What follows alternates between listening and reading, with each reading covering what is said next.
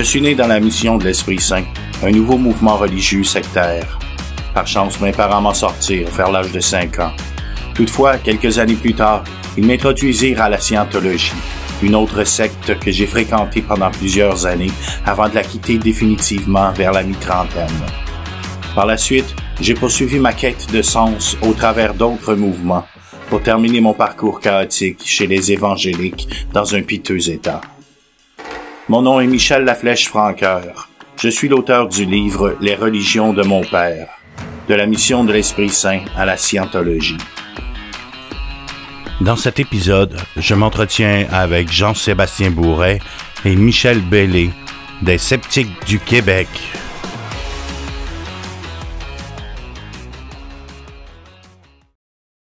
C'est certain que quand les gourous ou n'importe quel représentant d'un mouvement religieux traitent de sujets invérifiables, comme ce qui pourrait se passer avant qu'on vienne au monde ou après la mort, ils ont le beau jeu, là. Ils peuvent raconter toutes sortes de choses, tant que c'est dans l'invérifiabilité totale. Puis je voulais en rajouter, mais je te laisse réagir, puis je veux faire... Non, mais je veux dire, c'est pour ça qu'après, ils donnent une espèce d'aura de personnes supérieures qui connaissent plein de choses.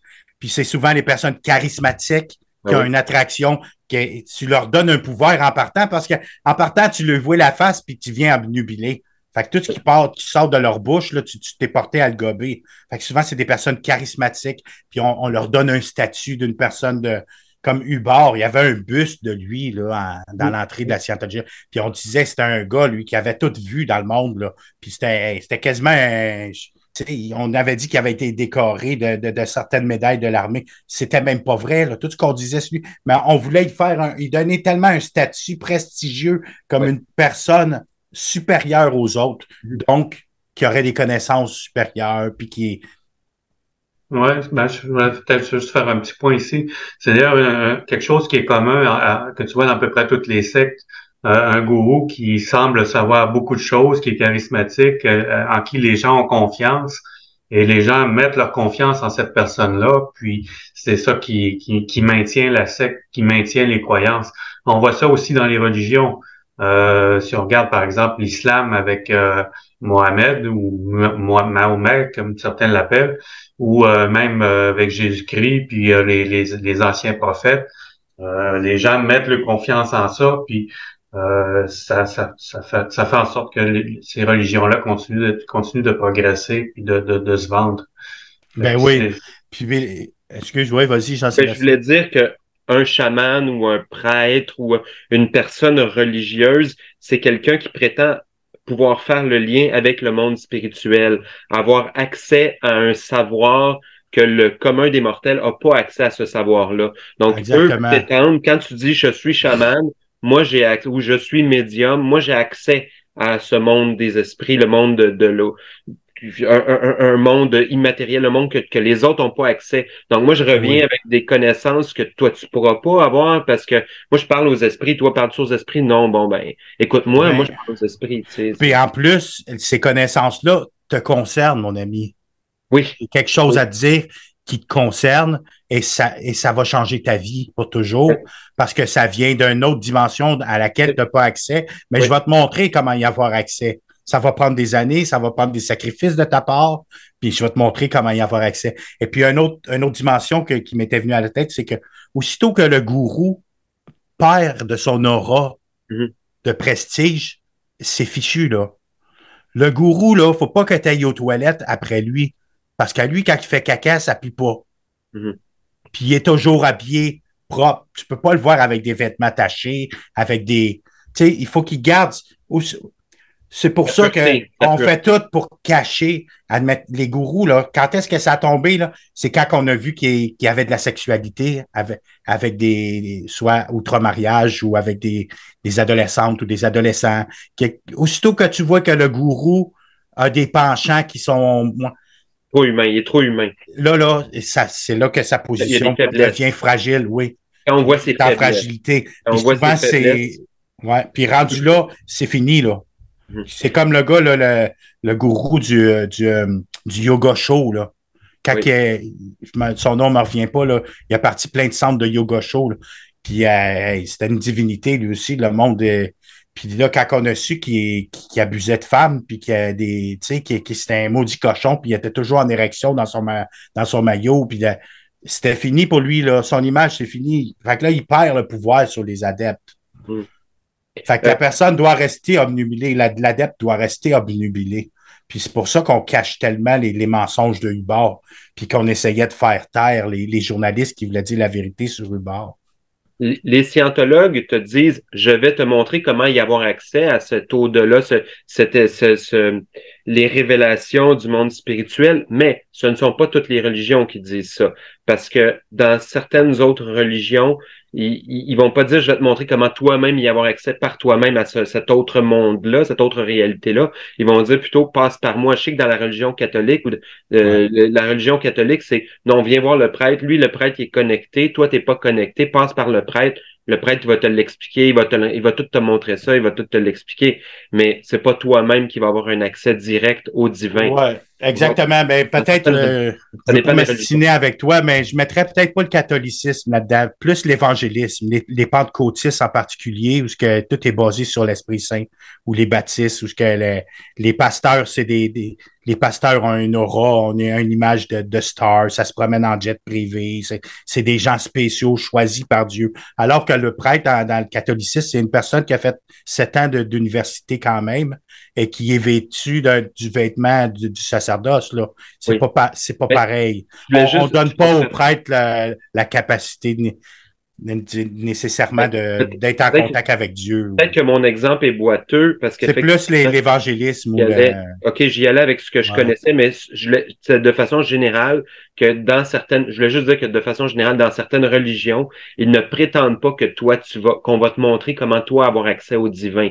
Il va falloir que tu passes par une personne spéciale, appelez-le le chaman, médium, d'où le mot médium. Médium, c'est l'intermédiaire. Le mot médium, c'est l'intermédiaire. Ouais. C'est là que ça vient. Médium, il est comme entre deux mondes. Il y a le pied entre deux mondes. Il y a le pied dans le monde des esprits, le pied dans le monde matériel, si on veut. Ouais, il sert d'intermédiaire entre les deux. Il est en contact avec des entités. Puis Mais dans plusieurs sectes, tu sais, les sectes, là, c'est très, très large. Hein? Oui, il y en a plein. Il y a même des groupes comme Herbalife ou Amway, là, où il y a eu des dérives sectaires terribles. Là. On te fait croire que, comme là, il faut que tu consommes. J'ai Herbalife, là, il faut que tu consommes, là, puis il faut que tu sois tout sexy, puis tout pour arriver à vendre tes produits. À un moment donné, la seule personne qui achète des produits Herbalife, c'est juste toi, là, tu sais. Il y en a beaucoup des paliers multiples qui sont très sectaires, qui a beaucoup de situations d'emprise. Tout comme il y a des mouvements politiques aussi. Des mouvements politiques, on a parlé un peu l'autre jour du FLQ, mais là, je sais pas de quoi je parle, mais je pourrais te nommer d'autres mouvements politiques, là, plus en Angleterre, aux États-Unis, qui ont été très, très sectaires. Il y a même des écoles de karaté où ce que le gourou a pris d'emprise sur le groupe de...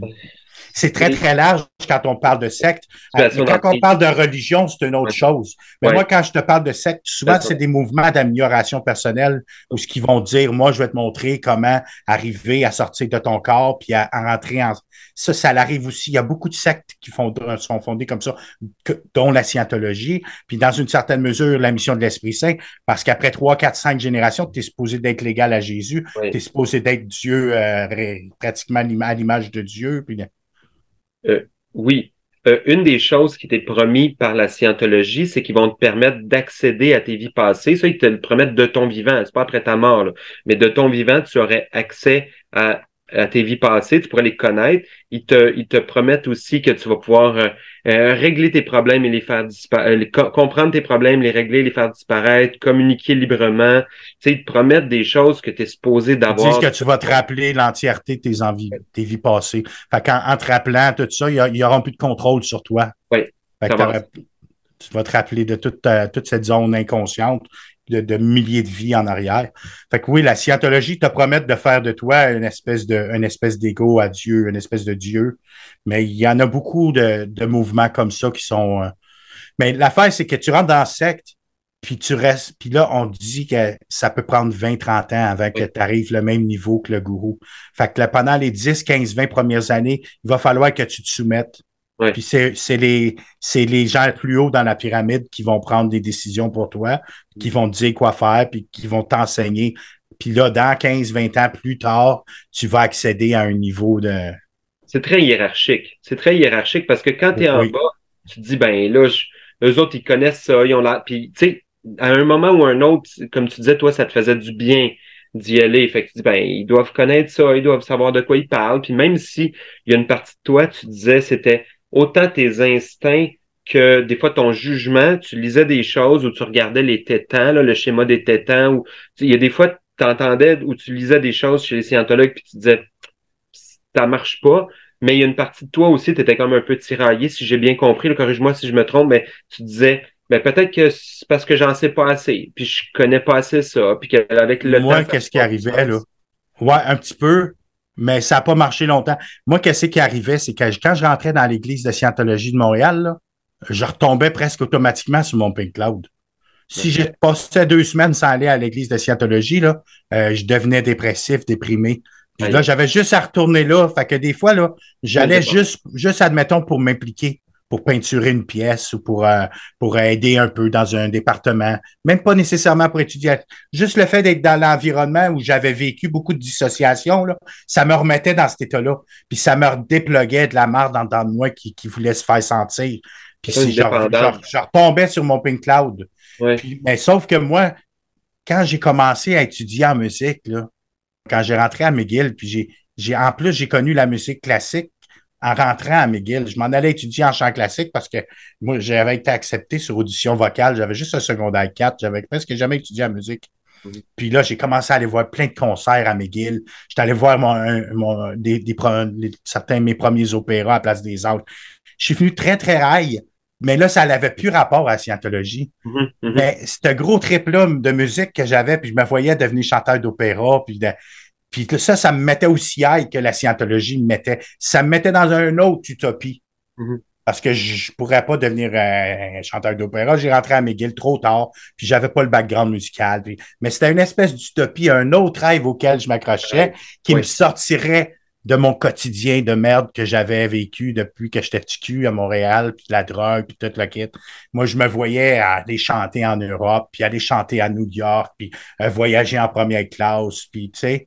Puis ça m'a donné un high qui a réussi à compenser avec ce que j'avais en scientologie. Ça m'a mis un autre Pink Cloud. J'étais dans le même état, mais ça nourrit ton imaginaire d'objectifs qui étaient plus d'autres objectifs qui étaient plus liés qui étaient plus accessibles pour moi, ben, ça me coûtait moins cher. J'étais tellement passionné. Oui, c'est ça, ça remplaçait une passion. Tu as remplacé une passion, comme tu dis, quand tu étais avec les scientologues, tu étais capable, juste en rentrant, ça devenait comme un peu une dépendance parce que quand tu y allais pas, tu devenais malheureux. Tu y allais, ça te remontait le moral.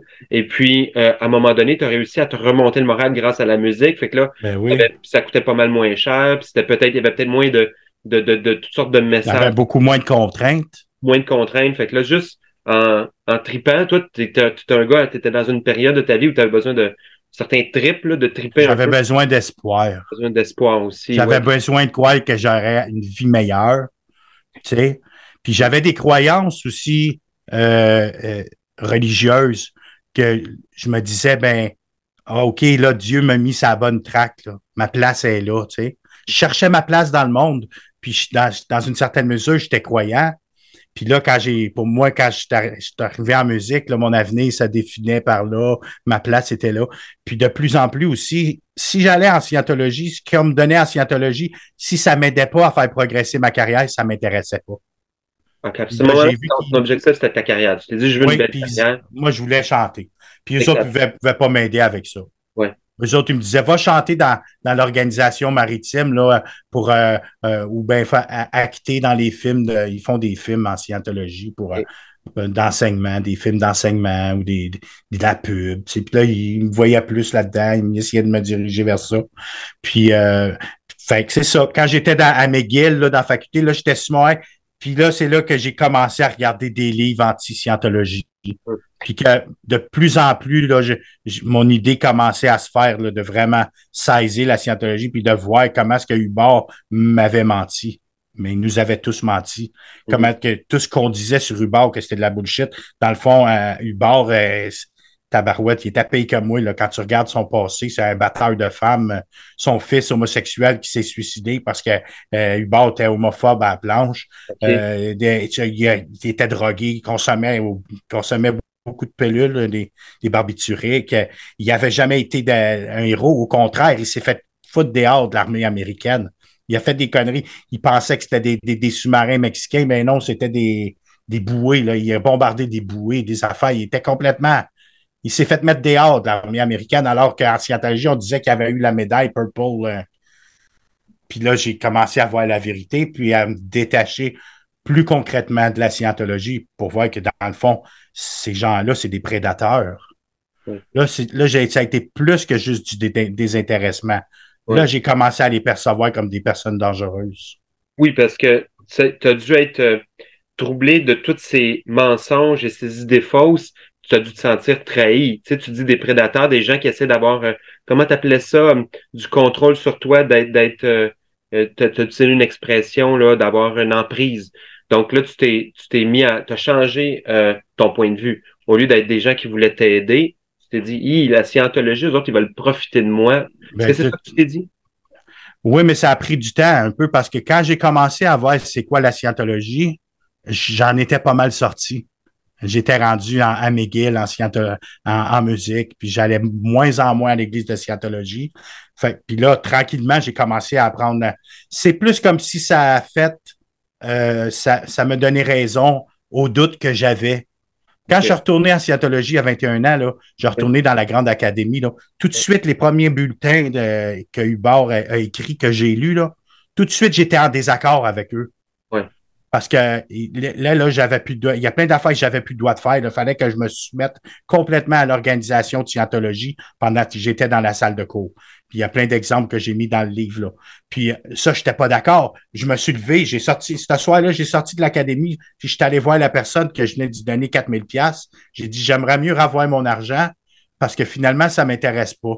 Parce que je venais de lire ça dans les premières pages du cours. Tu sais, fait que. Ils ne te redonnent jamais ton argent, tu le dis. Ils ne voulaient pas me rembourser. Ben non, ils vont jamais. Elle ne voulait pas me rembourser. Là, j'ai eu le malheur de parler d'avocat. Ouais. Là, j'ai été pogné dans une spirale. Puis là, quand j'ai eu le malheur de parler d'avocat, là, ça incluait que mon père ne pourrait plus venir à l'église de Scientologie s'il restait en contact avec moi. Des menaces. Il y avait des menaces. Des menaces, que ma famille ne pourrait plus être en contact avec moi si je persistais dans ce sens-là. Fait que là, c'était soit que je rentrais dans les rangs, je fermais ma gueule. Là, j'ai rentré dans les rangs, puis la seule façon que j'ai vue pour m'en sortir, c'était de finir ces cours-là. Puis c'était tous des cours d'endoctrinement puis de brainwashing, mais ils n'ont pas réussi à me brainwasher assez. Ça faisait semblant. J'ai fini mes cours. Oui, puis j'ai passé au travail de mes cours. Puis quand j'ai fini mes 3 cours que j'avais payés, je ne me suis pas réinscrit. Ouais. Puis j'ai dit, j'ai pas le temps de me réinscrire là, parce que j'ai mon trimestre de musique qui me demande trop. Là. Je suis engagé dans d'autres choses. Peut-être dans 6 mois, je vais revenir je vais revenir après Noël, ou même que j'ai fini mon trimestre, des choses comme ça. Puis j'ai repoussé. Puis là, à un moment donné, ils vont être bien. Ils perdent plus leur temps avec toi. Tu leur dis, j'ai pas d'argent. Déjà, en partant, si tu leur dis que tu n'as pas d'argent, là, ils perdront pas le temps avec toi. T'es une proie pas mal moins intéressante parce là, que si ce sont des prédateurs, une des choses qu'ils veulent, c'est non seulement de la sueur puis ton travail. Ils peuvent aller chercher 3 choses. Ton travail, ta force de travail, te faire des tâches, aller chercher ton argent, puis aller chercher aussi, tes ressources. Toutes tes ressources, peu importe. Que ce soit sexuellement, mais pas trop en Scientologie, mais dans plusieurs sectes. Sexuelles, même la sexualité, ton temps, ton argent, tout ce que tu as. Tout ce que tu as. J'ai pas de temps. Si tu dis j'ai pas de temps, j'ai pas d'argent. T'as rien à leur offrir. Pas de ressources à aller chercher. Il y a un autre point aussi, tu sais, en Scientologie, les artistes là, sont considérés comme des personnes au-dessus des autres. Parce que si Hubert, il dit les artistes créent l'avenir avec leur création. Puis là, ils sont considérés comme des personnes spéciales. Puis là, en plus, si moi je réussissais dans la carrière en musique, je devenais un scientologue reconnu en musique. Ben là, je faisais de la Christie de bonne pub pour la Scientologie. Comme Oui. Tom Cruise et notre petite chanteuse nationale, là, que tous les gens, ah, ben, une telle est là-dedans, elle a l'air heureuse, elle a l'air bien, ça fait 30 ans qu'elle est là-dedans, Oui. Tom Cruise est là-dedans, Travolta est là-dedans. Mais on parle jamais des trentaines, puis 40, puis cinquantaines de célébrités qui sont sorties de là, puis qui se prononcent aussi ouvertement pour dire qu'est-ce que ça lui a fait de mal. Ben, anyway, ça, c'était un autre aspect aussi que moi, là, je pense qu'on pensait comme ça en scientologie. On voulait pas trop me brusquer parce que je risquais peut-être de réussir la carrière que je voulais faire.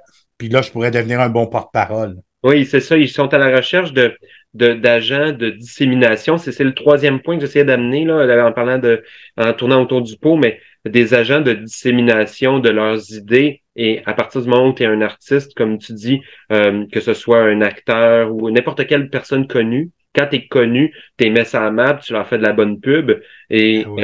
ça se tient qu'ils Ben considèrent. oui, puis il y a tout un réseau en scientologie Oui. que les artistes se boostent entre eux. Ça a commencé en Californie dans les années 70. Ils faisaient ça s'appelait le Celebrity Center of Scientology, le centre pour les célébrités. Puis là, il y avait des soirées pour les aspirants artistes comme moi, les gens qui voulaient venir. Puis là, tu pouvais venir présenter ce que tu faisais. Puis là, tu avais des producteurs scientologues sur place, des réalisateurs, des professeurs d'art dramatique, tous des scientologues. Puis il y avait tout un réseau où qui s'entraidaient beaucoup. Ben oui, de Il y avait beaucoup de soutien. ça doit être attirant pour un nouveau qui essaie un jeune qui essaie de percer. Je sais pas si toi, c'est Oui. une chose qui t'avait attiré. Tu dis, hey, c'est le fun en scientologie, ils peuvent me booster ma carrière, ils peuvent m'aider ou. Ben, un petit peu, mais à Montréal, on n'a pas cette dynamique-là Ah, beaucoup.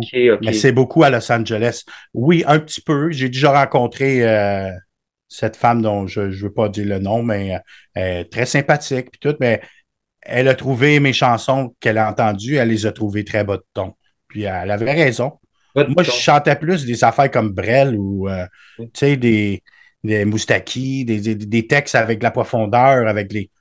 Alors que Triste, de la tristesse. ouais, c'est des choses plus très, de la mélancolie, de la Ouais, tristesse. C'est ça qui sortait de mon cœur. Mais moi, j'étais une personne authentique. Quand je suis arrivé à retourner en Scientologie à 21 ans, ben, j'y ai présenté les affaires que j'avais déjà composées avant que je. Là, quand je revenu sur le Pink Cloud scientologique, ben là, je n'étais plus capable de composer parce que c'était, je sais pas, j'étais plus connecté sur mes émotions, j'étais plus connecté sur moi-même. Mais j'y ai cru un petit peu, mais non, ça n'a pas marché. Mais à Montréal, il n'y en a pas beaucoup de Ça ça. peut être un gros morceau. Ça peut être un gros morceau. Là. Ouais, puis il n'y a pas beaucoup de pushing. À Montréal, il n'y a pas beaucoup d'artistes qui sont en scientologie. Sinon, s'il y en a, il y en a qui le font cacher. Ouais. Sont très difficiles d'accès. Puis, ben moi, ce que je faisais, ça plaisait pas tellement. Là, tu sais, c'était pas. Oui. Parce que c'était considéré bas de ton là, sur l'échelle des émotions. Et en plus, j'étais un débutant. Là, tu sais, Oui. je composais pas des tunes là, que étaient très avancées. Là. J'étais débutant, je commençais. Mais si j'avais été à Los Angeles, Ouais. on aurait peut-être perçu. Moi, c'est ma voix qui était mon. À McGill, j'ai rentré sur audition vocale là, avec un secondaire 4. J'avais même pas de cégep en musique, rien. La voix était là. En scientologie, j'aurais été à Los Angeles, peut-être qu'on m'aurait aidé à trouver. Puis j'avais une belle apparence, puis un certain charisme sur scène. On m'aurait peut-être trouvé quelqu'un pour m'écrire des chansons, admettons. Si j'avais été ou on m'aurait fait aller voir un prof de chant scientologue, ou on m'aurait plugué avec des musiciens scientologues, mais en considérant mon niveau qui était vraiment débutant, mais j'avais de l'aspiration. Alors qu'à Montréal, on n'a pas ça, ce genre de réseau. Ça n'a pas joué beaucoup. Peut former des artistes.